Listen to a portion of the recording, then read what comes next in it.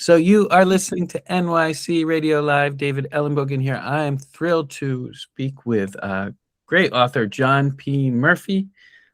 He's also the curator at the Loeb Art Center at Vassar. And his latest book, New Deal Art, is somehow fell into the lap of hot button issues. How's that for a metaphor? That's perfect. You I think know that hot well button said. metaphors have, Excellent hot button metaphor. issues have laps. That's why it works so well. No. Well, thanks for having me, David. It's really such a pleasure to be here and to be speaking with you. And it's funny in that intro, what you said about the hot button issues. I remember some scholar of the 1930s saying, whenever a scholar of the 1930s is asked to comment on contemporary events or circumstances, you know you're in a bad situation. Any analogy between today and the 1930s is not one you generally want to invite. But yes, for better or for worse, I think some of the themes of the book have gained some new relevance and new topicality. Yeah, well, okay, that's a great place to start. So, indeed, there's great reasons why people don't want to be hearkening back to the 30s, right? So I guess you can paint the pictures, but basically in the 1920s we've got our great boom, roaring 20s, and the shoe shine boys near the stock market are running with their nickels after they shine a shoe and are throwing it right into the stock market and turning it into a quarter. And then what happens? Yeah, so there was some anecdote about CEO or stock manager who said he knew the stock market was in trouble when he was getting stock advice from the person who was shining his shoes. So basically, Herbert Hoover, the president at the time, Republican, later said it was an orgy of mad speculation. That was the phrase he used. The market was over leveraged. There were also a lot of deeper, more fundamental, more structural issues with the economy. So in some ways, the stock market crash, which we think of as the cause of the depression, was in a lot of ways a symptom of larger structural issues. But going back to October 1929, the stock market crashes. And even though fewer than 5%, I think, of American citizens at the time owned stocks, it did precipitate and certainly exacerbated a lot of economic issues that, as I say in the book, kind of spread from Wall Street to Main Street. So it deeply impacted investment. Factories were closing. Unemployment started to rise. There was no social safety net to speak of as we understand it today. A lot of that has its origins actually in the New Deal post stock market crash. So there's no deposit insurance. There's runs on banks. People are losing their life savings. And unemployment when Franklin Delano Roosevelt takes office in March 1933 is it's something like 25%. It may even have been higher. And when you account for underemployment, people who had jobs but saw their hours slashed, saw their wages cut, you can see that it was the economy was just really in a bad way. And there was this general sense that the experiment of liberal democracy and capitalism was really collapsing and grinding to a halt. And the British economist John Maynard Keynes was asked to comment on whether he'd seen anything like the Depression before, and his answer was the Dark Ages, and it lasted 400 years. So that's the look of things. That's the picture of things at the beginning of the 1930s. And the images a lot of us have in our minds from that period are probably desolate black and white photographs of bread lines and soup kitchens, and just a general sense that things had gone terribly, terribly wrong, and a general sense of dispiritedness and hopelessness. So that's the picture of things circa 1932 when Roosevelt's running for president against the very unpopular incumbent Herbert Hoover. Right. I mean, even those kind of tent cities and stuff were branded as Hoovervilles, and there was, nothing, we don't consider ourselves to be like a very socialist country, but there was no unemployment insurance, there was no minimum wage, there was no welfare. There's basically, like I think you wrote in the book, like basically federal government's job was to kind of protect the borders and keep up defense and maybe build some highways or something like that. Well, they didn't even have that many highways, I guess, back then. But so yeah, exactly. The federal government's role at the time, and this was, even though Herbert Hoover has been cast in some ignominy in the years since as ineffectual and ineffective as president. I mean, there wasn't a toolkit. There wasn't a legislative toolkit to really manage a depression of that scale or an economic crash of that scale. There had been downturns before, even in the early 1920s, that Hoover, as Secretary of Commerce, had actually handled relatively well. And so a lot of people thought he was the man for the job, and that the government would basically appeal to the tropes of rugged individualism. People would pull themselves up by their bootstraps. They would streamline their lives. Maybe even have a positive sort of chastening effect after the spree of the Roaring '20s. Maybe we all needed to be chastened a little bit. But clearly the disaster was at such a scale that it overwhelmed Hoover, and it overwhelmed whatever the instruments were at the time to try and manage. And so when Roosevelt is elected in a landslide in the 1932 election, he comes in essentially promising to experiment, to try things, to try new things. This is the New Deal that he pledges the American people, a new opportunity to really mobilize the government in a way that hadn't before, in some ways more closer to what we would expect of the government in a time of war. And Roosevelt said effectively he wanted to wage war against the emergency. And if you look at the global geopolitics, the Depression is global, and the effect of it in countries like Italy and Germany are for the populace to really take a hard right turn towards authoritarianism. And the perception was that maybe a dictator and an authoritarian figure would really be the kind of figure that you would need to discipline the economy, to centralize it, to run things from a more kind of autocratic standpoint. And so as Roosevelt takes office, what had previously been the relatively minor role of the government in everyday people's lives expands dramatically, and the power of the executive branch expands to meet the moment and to meet the crisis. As I think Mayor Rahm Emanuel in Chicago said, you should never let a good crisis go to waste. And so the Roosevelt and his administration really took the opportunity to try and institute really deep structural reforms to the government to essentially make, as part of its mandate, the welfare of U.S. citizens, which was never thought of or regarded as the role of the government. As you said, it was to deliver mail, protect our borders, maybe build some bridges and highways. But beyond that, the idea that it would be part of the government's role to really try and protect the welfare of its citizens was a relatively new idea at the time.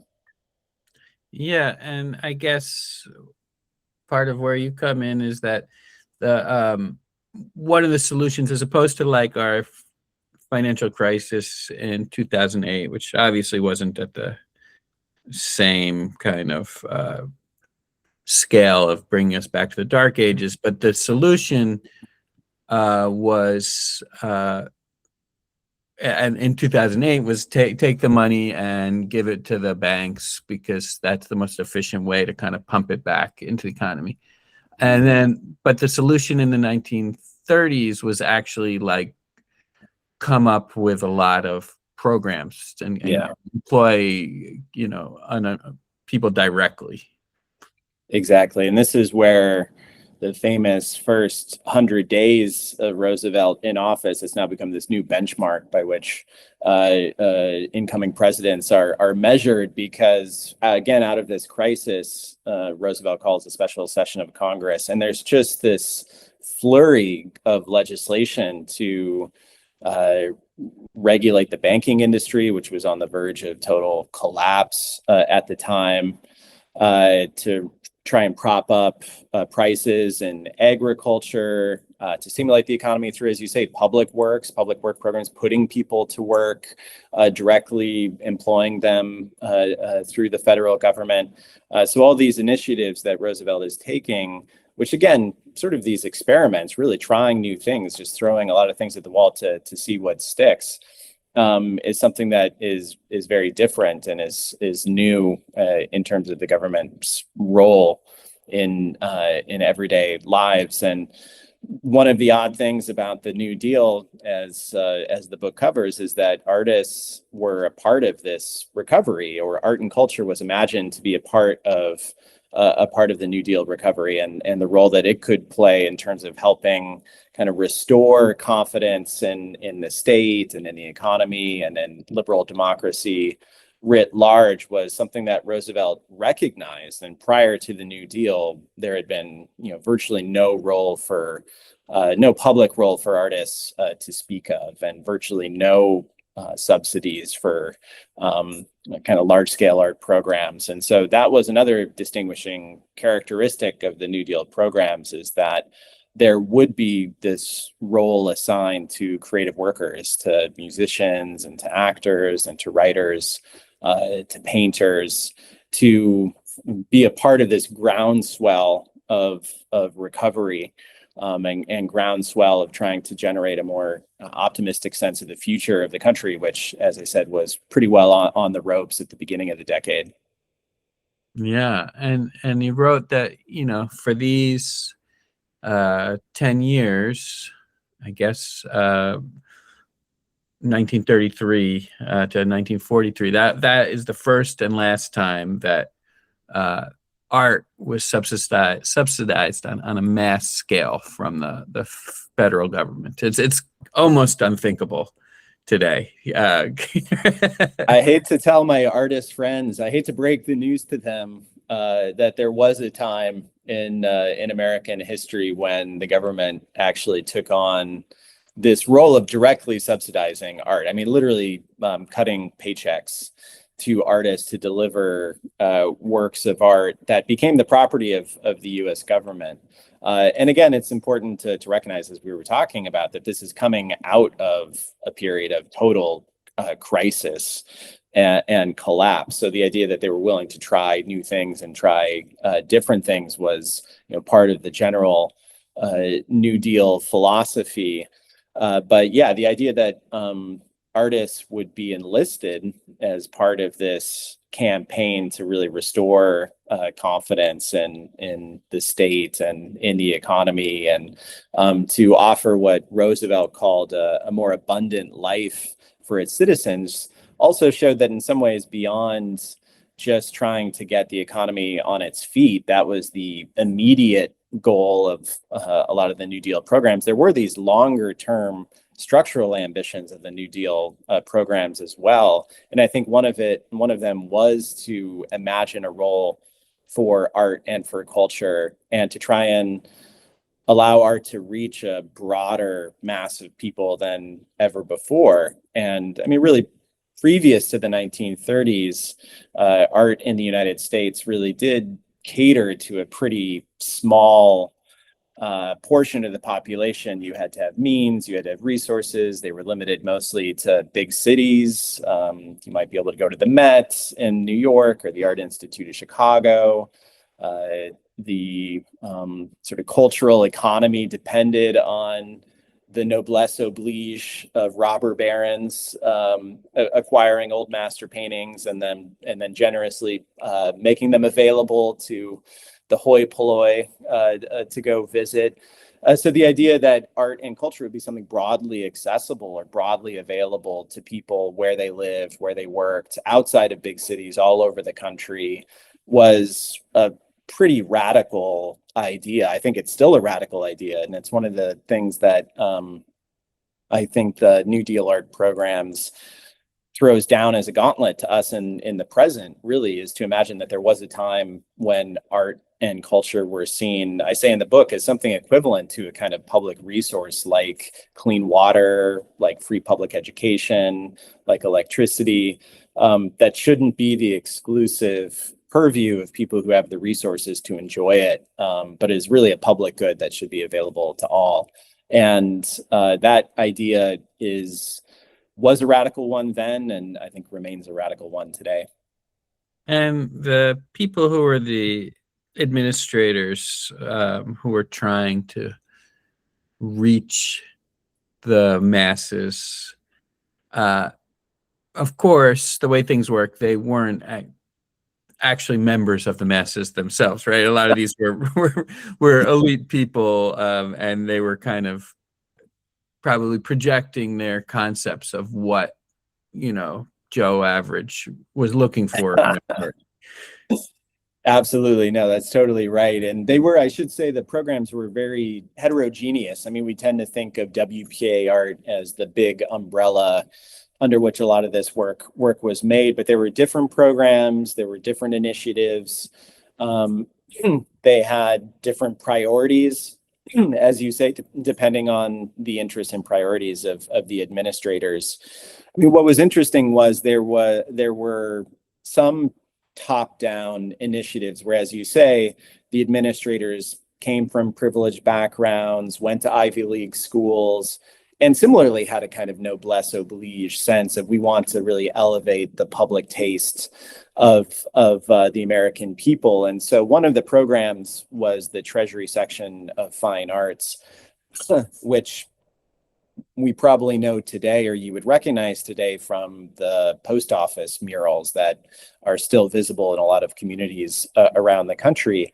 And the goal behind that program, which got started in 1934, was that the administrators wanted to invite artists to propose murals, and so there would be open competitions, and the emphasis was on quality. It wasn't need-based. Artists didn't have to prove that they needed work or they needed jobs. The premise of the program was we really wanted the best work, the most high-quality work to put on view. But it was interesting because they also had this sense that this was culturally democratic, that you would get original works of art in small communities and parts of the country that certainly had probably no major museum, maybe even no galleries, maybe little original art to speak of. And so the administrators from that point of view felt like they were kind of fulfilling this cultural democratic mandate by getting original works of art to some of these communities. But they really placed an emphasis on quality and didn't want to compromise what they perceived to be the quality of these artworks by, an appeal to kind of the broader masses.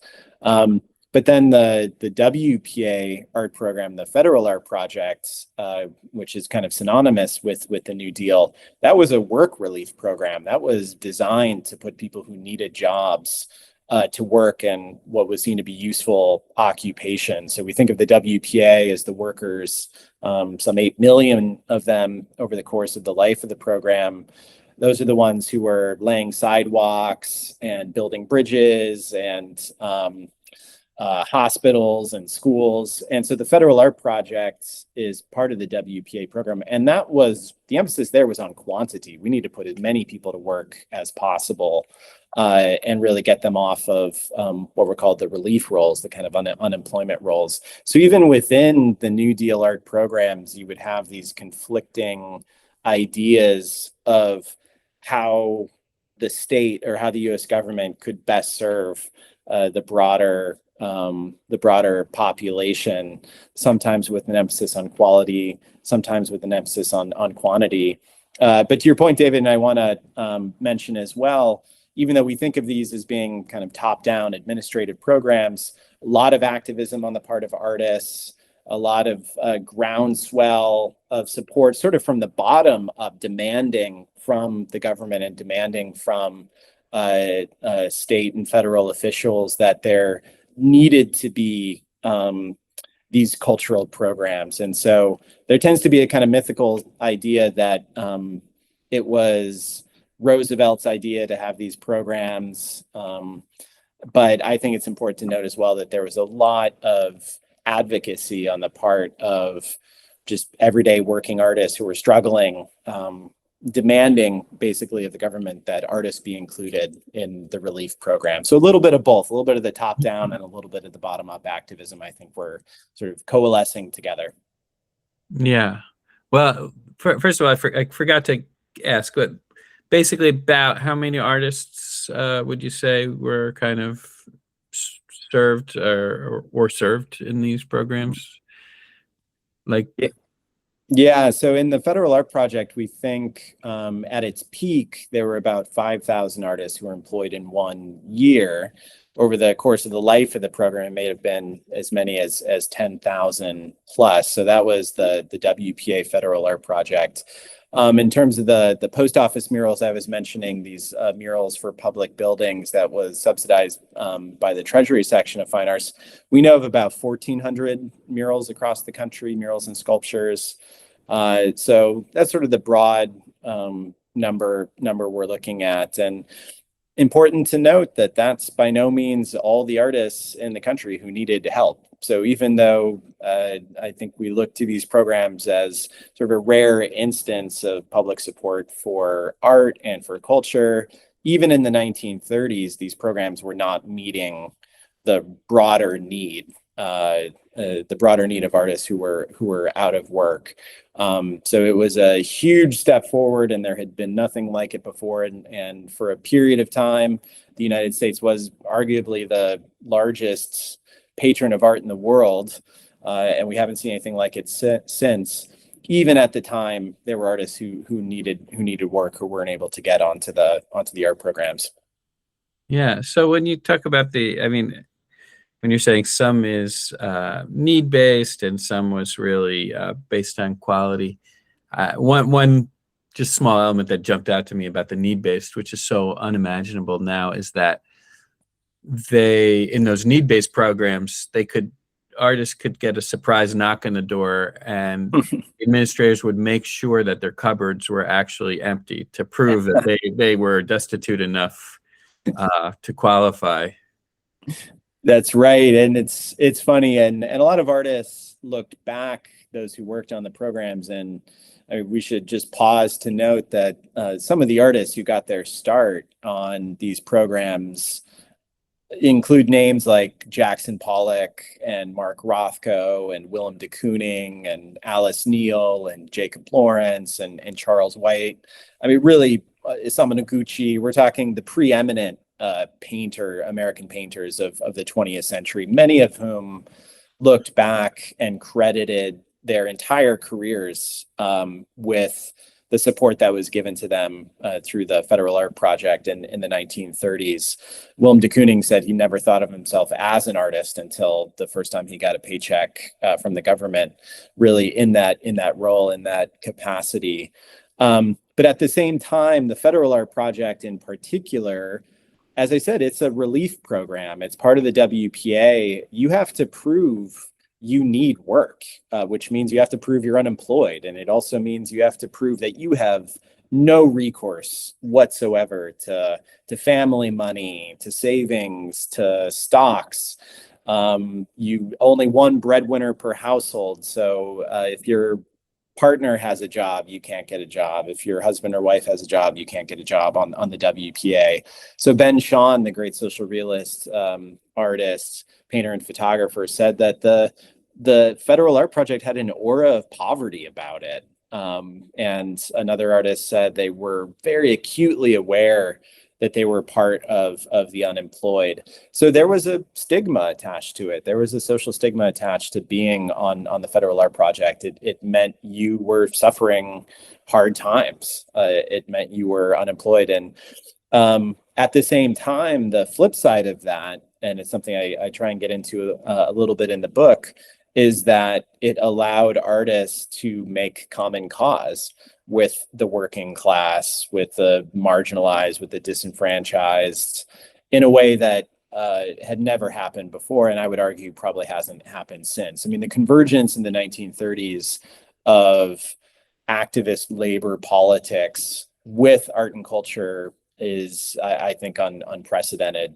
to the point that there was the first artists union established in U.S. history. I mean, really, because of the fact that they, for the first time, had a common employer, the U.S. government, from whom they could withhold their work or go on strike or bargain collectively. But I mean, I think those two things sit side by side, both that to get on to the Federal Art Project, you had to prove you were really, truly destitute, truly desperate, truly impoverished. And at the same time, that generated a kind of social consciousness or awareness among artists that maybe their work wasn't so different, or their situation wasn't so different from all the other people who were really experiencing dire circumstances in the Depression.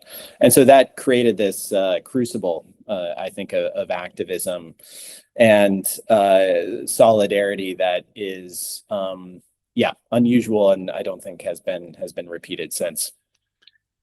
Yeah, and you talk about you do a great job kind of describing the art that comes out, particularly I'm thinking of the post office murals where there tend to be muscular figures. You mentioned, wheat fields, factories that are kind of buzzing away, and kind of this idealized image. And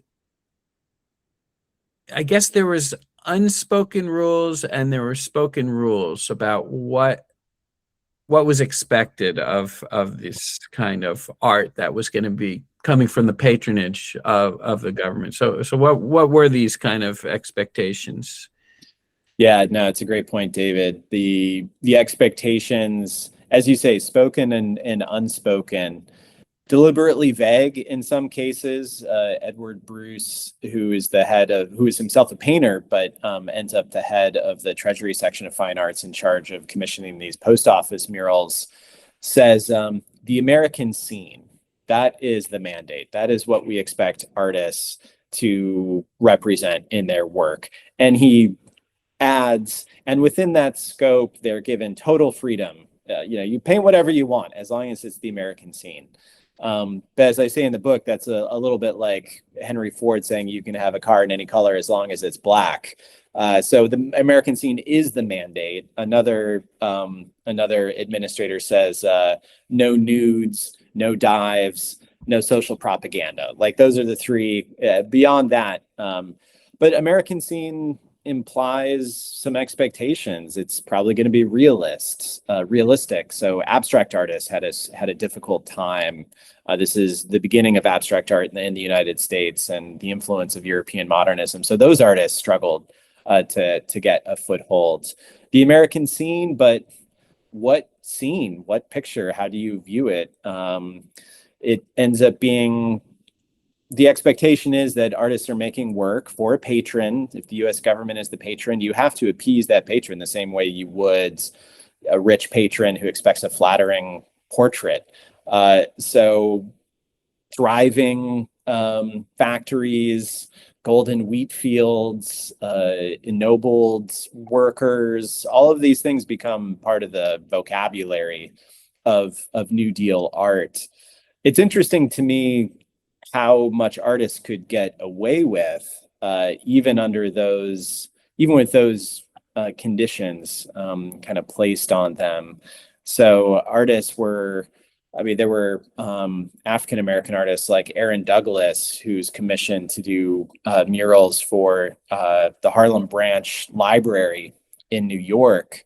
So his vision of the American scene is very different from a Midwestern artist painting a cornfield. Aaron Douglas is interested in the experience of Black Americans going back to Africa, dealing with enslavement. The Ku Klux Klan shows up in his mural cycle. So it's sort of shocking to me that this mural cycle painted by a Black artist for the government has kind of the audacity to include a lot of the ugly parts of American history as a part of that narrative.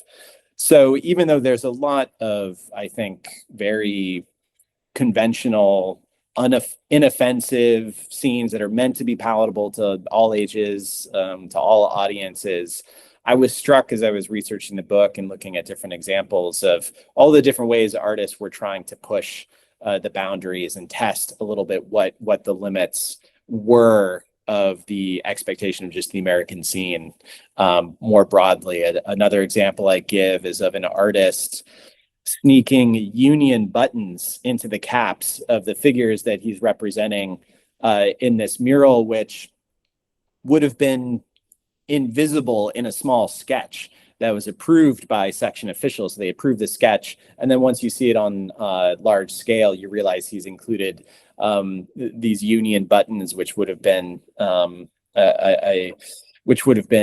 something that they would not have been happy with, I think, the section officials, if they'd been able to see it in the sketches. So a lot of different points of view, I think, were represented in this broader umbrella of the American scene. Yep.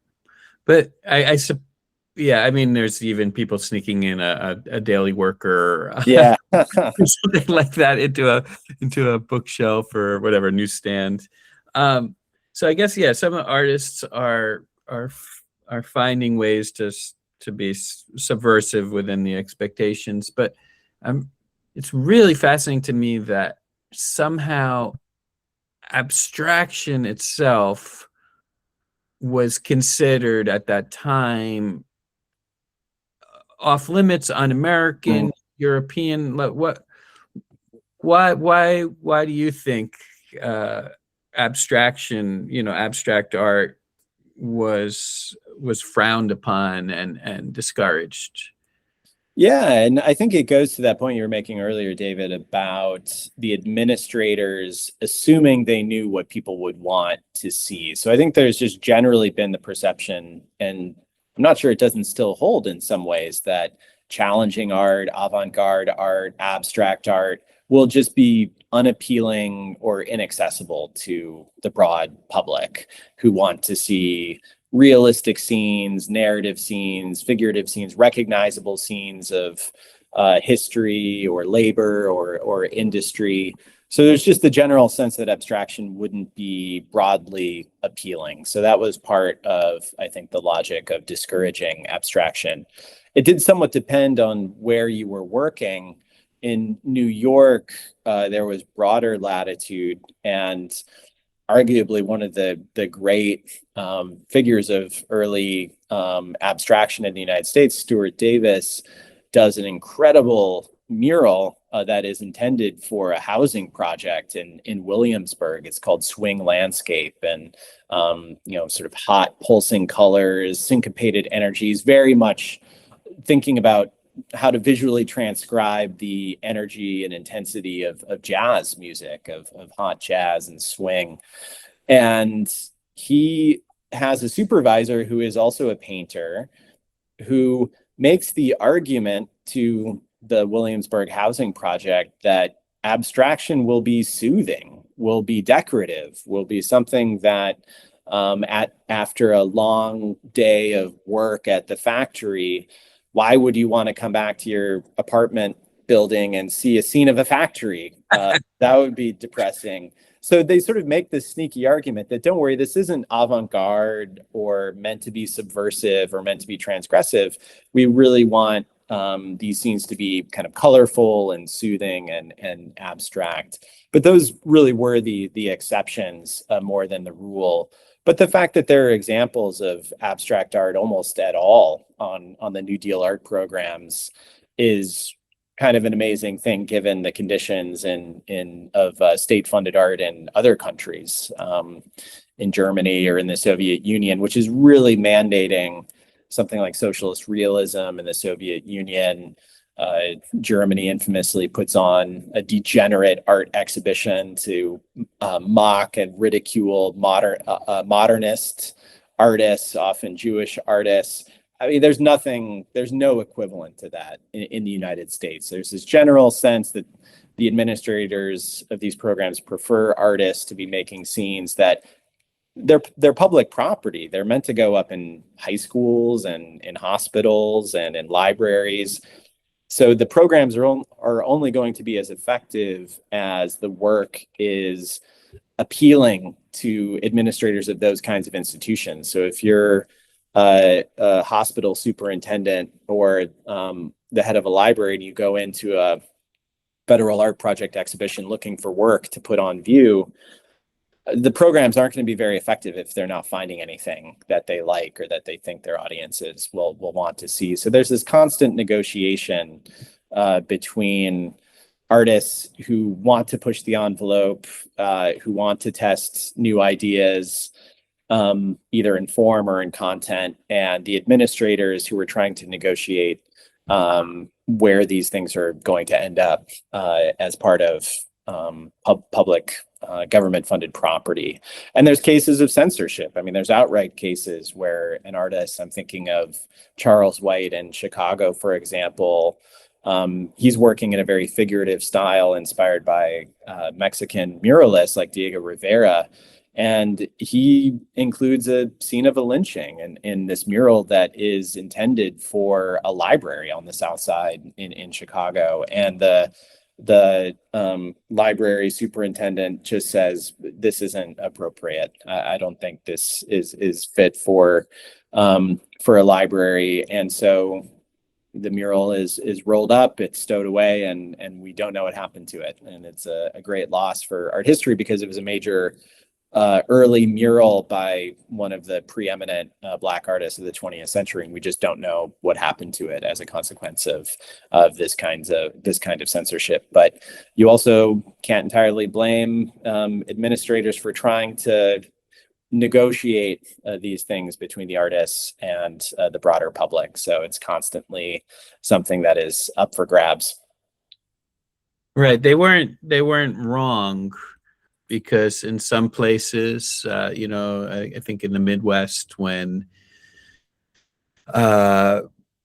muralists would include something that was less flattering parts of our history, like Dred Scott decision or, John Brown's anti-slavery uprising, the locals did in fact revolt. They didn't want to see this. And it's an interesting case of, this is cultural democracies. This is the phrase I use in the book to try and describe what this phenomenon was in the 1930s, what these art programs were. And cultural democracy, I think, gets at this idea that it's really art made by the people for the people, which also means people have a say in what they want to see in their communities.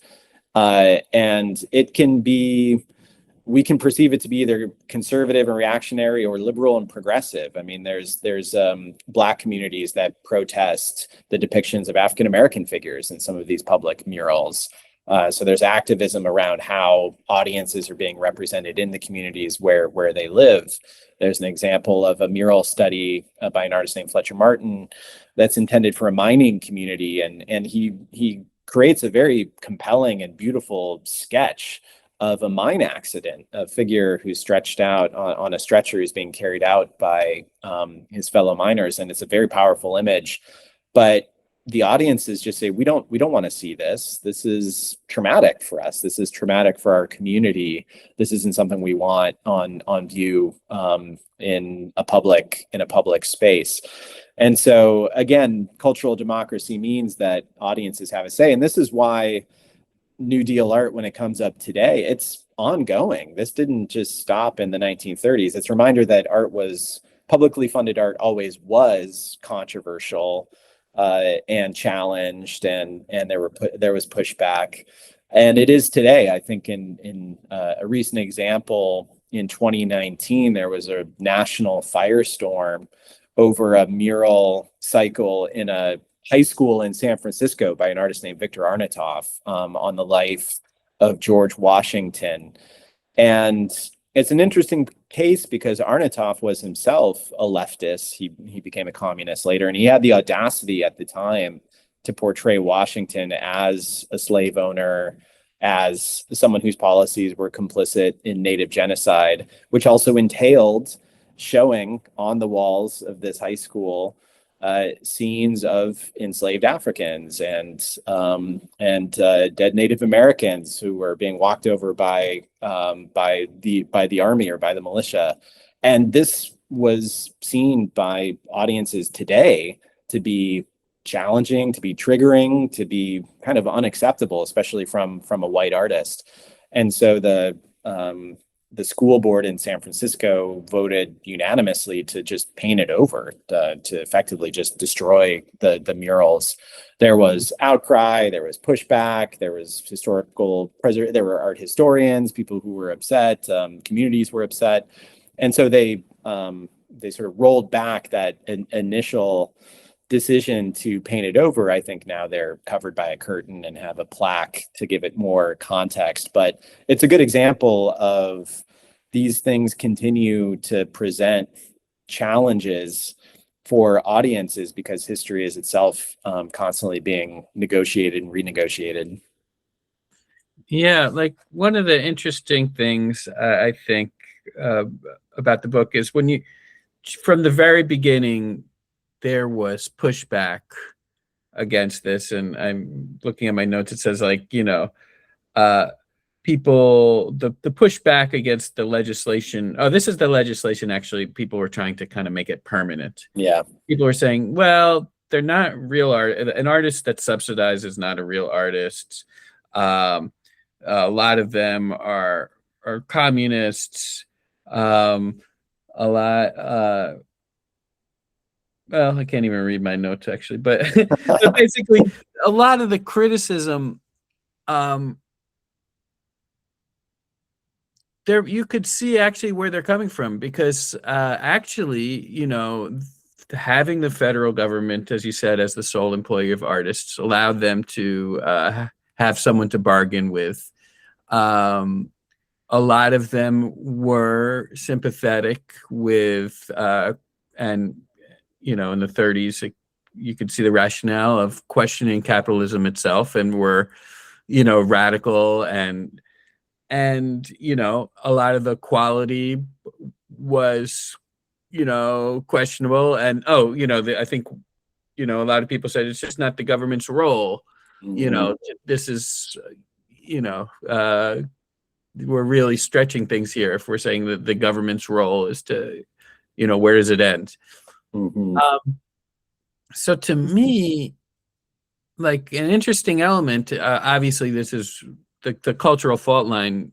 Time has moved on, but the fault line has remained in the same place. And, it's like, there's, from a distance, I could see that all the perspectives are valid in their own way, that they're not, there's not a total, history is not proved one side to be completely correct. I think it's a great point, David. And it's the challenge of the role of public art in a democracy where people have very different opinions about what art is, what it should be, how history should be represented, what the national character of the United States is. I mean, we're seeing it this year around the 250th anniversary of the country.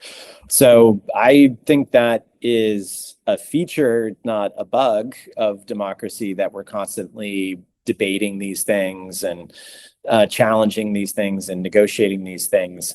I think generally speaking, it's just very clear that the United States, with the exception of these programs of the New Deal, have really not played a role in subsidizing public art, certainly compared to Western European countries and other countries around the world. So it just hasn't been seen to be part of the character of the United States government to do this. So this was an exception, but it still is part of the debates that we're having today. And you can sometimes see something from both sides. I mean, one of the critiques of the WPA art programs, the New Deal art programs, is that there was a lot of bad art made, a lot of bad art. I love the bad art of the New Deal art programs. I do. It means that someone had a chance to make art who might not have otherwise had a chance to make art, discover that perhaps that wasn't their particular talent, but the programs expanded the definition of what art is, which didn't necessarily mean a technically polished easel painting. You could be an assistant on a mural, helping another artist work on their project. You could teach at a community art center. 100 community art centers were established all over the country under the auspices of the Federal Art Project, which was about free classes for kids, for adults in embroidery and in ceramics and in printmaking and in all kinds of different media. And so what role art can play, it doesn't always necessarily have to mean directly subsidizing really talented artists to make individual works of art that we then celebrate and put on view. It can be part of a larger ecosystem of how we understand the role that art can play in people's everyday lives. So I'm interested now in this question of public funding for arts around things that actually go back to the New Deal and recover some of the arguments that were made then, which is, for example, the value of art to public health, to mental health. So the New Deal program saw the first time art was being used as subsidized by the government to fund kind of mental health initiatives, art as therapy, which is an idea I think a lot of us accept today. That art can have those therapeutic benefits, but that was a new idea at the time, and it was an experiment in the 1930s as part of the programs. And so the fact that we understand and are increasingly understanding the benefits to people in terms of critical thinking and forestalling cognitive decline and self-expression and understanding our common humanity through art and culture, all these things, art classes and music programs, all of which are being defunded, all of which are across the board being cut. I do wonder what we lose when, as a culture, we cease to understand or recognize the value that art and culture can play. Again, beyond just subsidizing, someone might be a future Jackson Pollock, or someone might end up being Mark Rothko. That's great. If we can discover a talent like that through these programs, then all the better. But yeah, the fact that someone had a chance to make art who wouldn't have had a chance to make art otherwise, I mean, to me, that is a fundamental good and a fundamental benefit that the programs offered. That is an example I think we could still benefit from today.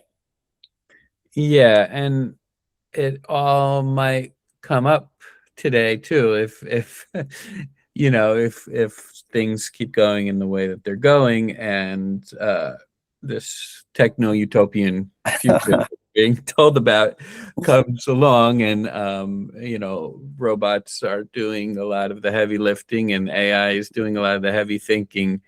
There may be a time that we have to figure out how can humans spend their time and feel like they're valuable and contributing to something and not wasting away. So it's kind of interesting how this might come. And it's not a new argument, David. That's what's so interesting. Looking back, remembering that in the 1930s, there were new technologies like radio, sound recording. Musicians were out of work because there was less live music being performed because of the new technologies available.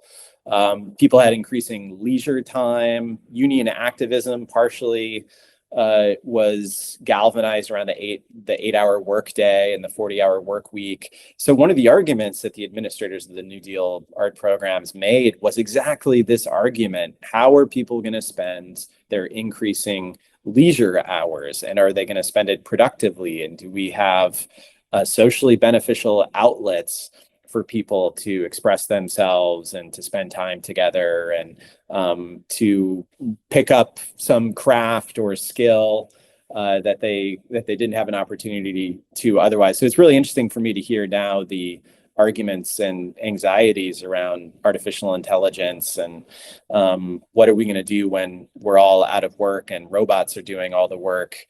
It's an old anxiety, and it's one that comes back in waves again and again, and was very much on the minds of the people who were encouraging the government to support publicly funded art as a way to help fill those frightening leisure hours that the masses were going to have. And how do you keep them busy without making them take to the barricades? So yeah, and what I mean, one of the big takeaways that I was, kept thinking about is to come back to this idea of patronage. And you point out that these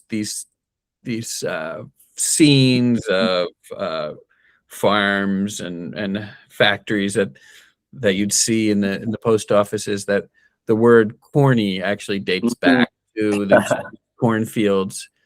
And then one of the big shockers to me was that later, when things shifted, that I believe it was the CIA that was now supporting abstract expressionist art like Jackson Pollock's paint splatters.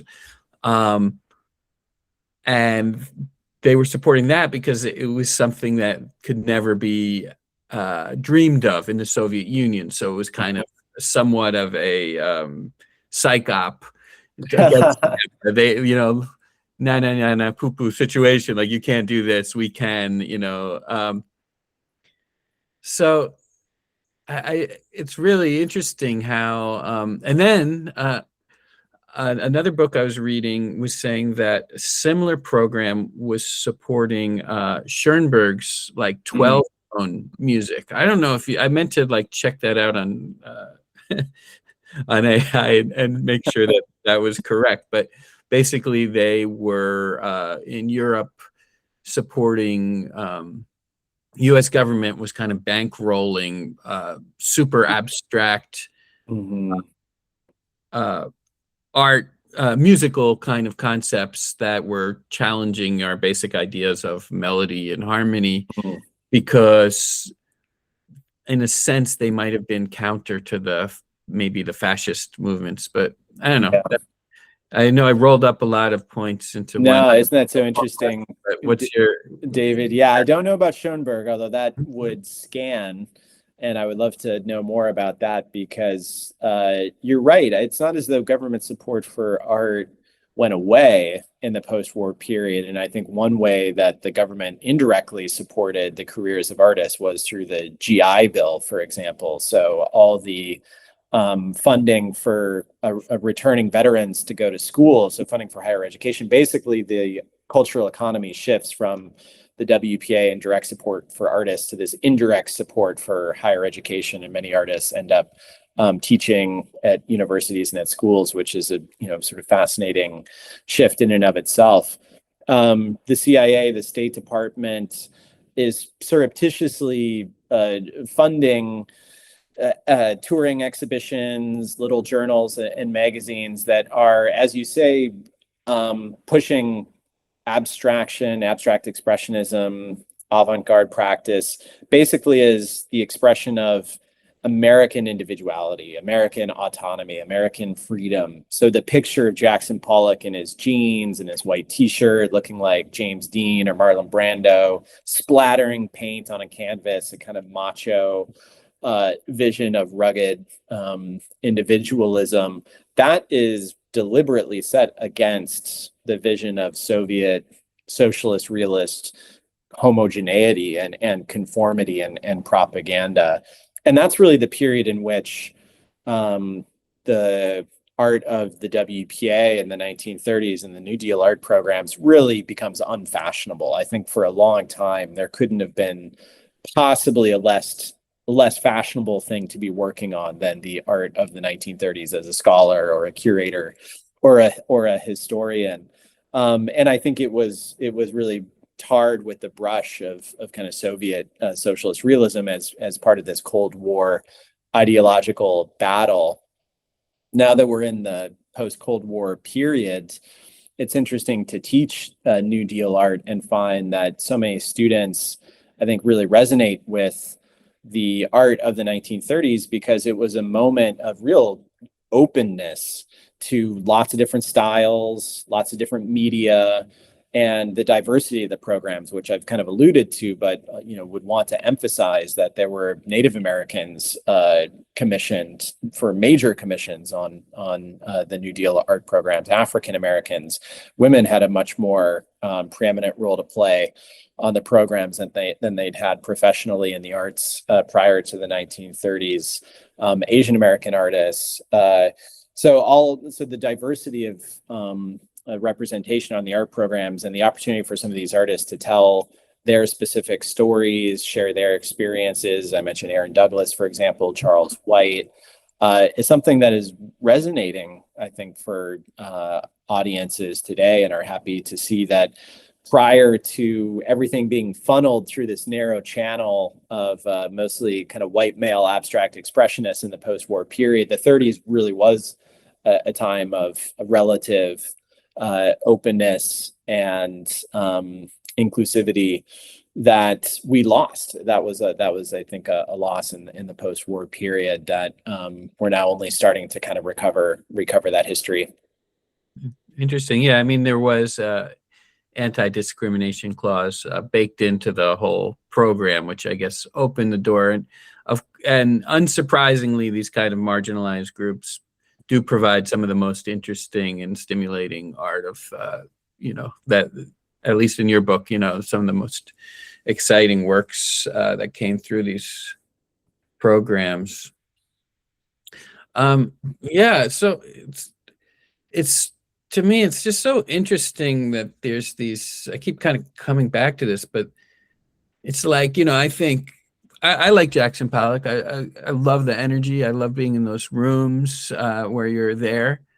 But there were people chipping away at my psyche, prepping me for this, and it's like that with everything, it's like there's always forces at work influencing what we end up thinking are our preferences.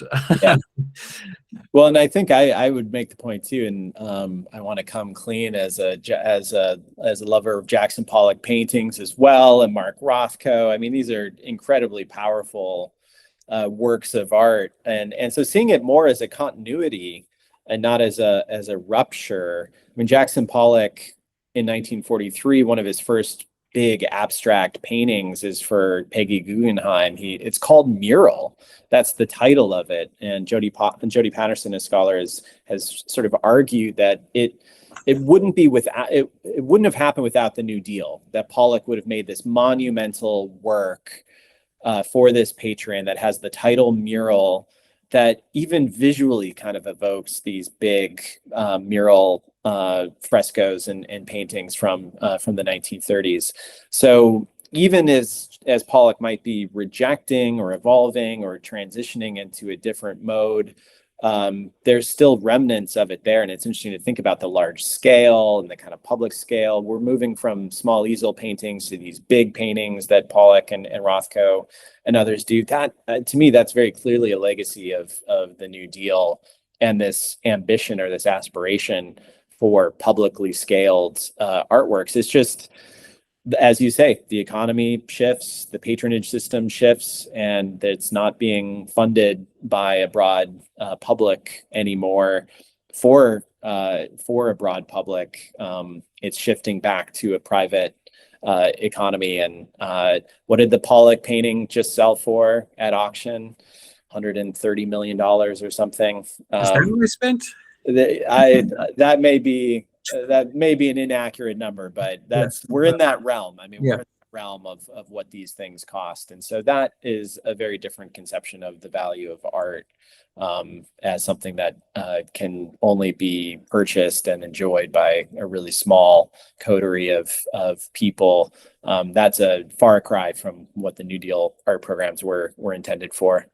Yeah, and and not just forces at work choosing preferences or that self-definition and all that stuff, but at the same time, when I think of the Dust Bowl, when I think of the images that I get, ironically, there was a period when the government, I guess this was the farm program, they wanted to sell the need for this. So the propaganda of the photography was to show these farmers in as destitute situation as possible.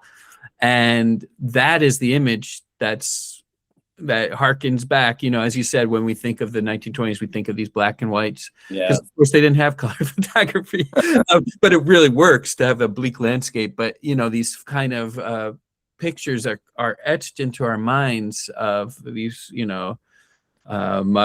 mother surrounded by a bunch of children, all kind of looking away from the camera, and those were images with that intention, actually, to show. Yeah. And it was on the government's payroll.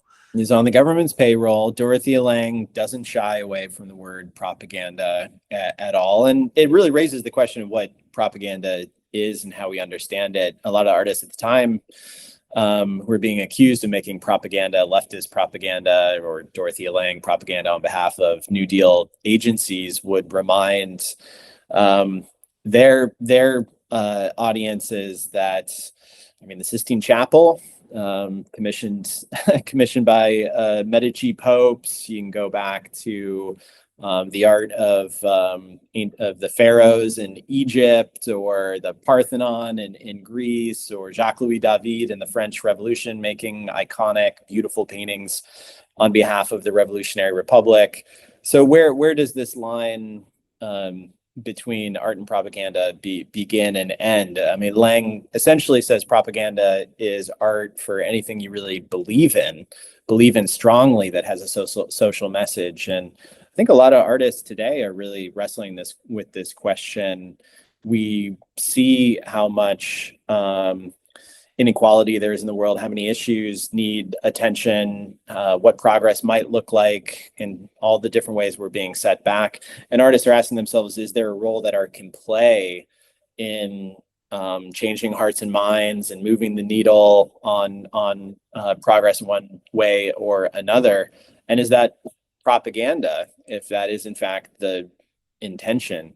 It just so happens that Dorothea Lange was a brilliant photographer with an incredible instinct for composition, for faces, for the telling moment that would be so expressive. And so it's not an accident that out of the hundreds of thousands of photographs that were taken by Farm Security Administration photographers, Migrant Mother would become the icon of the 1930s. And if there's one image that when I show students they recognize from the 1930s, it's maybe American Gothic, the Grant Wood painting, and Migrant Mother. And so I think this question of when a work that was made explicitly on behalf of a government agency to sell the policies of the agency, saying we need this agency, we need the work that it's doing, we need to get this help to destitute farmers who are suffering from the effects of the Dust Bowl. She also takes an iconic photograph that seems to go beyond that moment and transcend that moment and say something about the human experience and suffering and motherhood and what it means to persevere against dire circumstances, and what that alchemy is, or why that happens, or when it happens in particular moments, is one of the mysteries of art history that I still really love. Well, yep. Many mysteries unsolved, and a lifetime to try to dig into them. So, where can people pick up your World of Art, New Deal art book? Excellent question. I think it is available probably where what fine books are sold. I've seen it in the wild in museum bookstores, but definitely on Amazon, on Owl's Books, ordered from your independent bookseller if you can. And yeah, through the publisher's website, I think as well, Thames and Hudson or W.W. Norton should have it available. But yeah, if you can support your independent bookseller, I would encourage you to do so. Yeah, well, wow, we could really keep going, man. We could keep going. We just started. We scratched the surface, David. two talkers. Well, this was really fun, man. Really fun. Thanks for writing a great book. Thanks for taking the time to chat with us. And I guess we'll just hope that the 30s won't be as how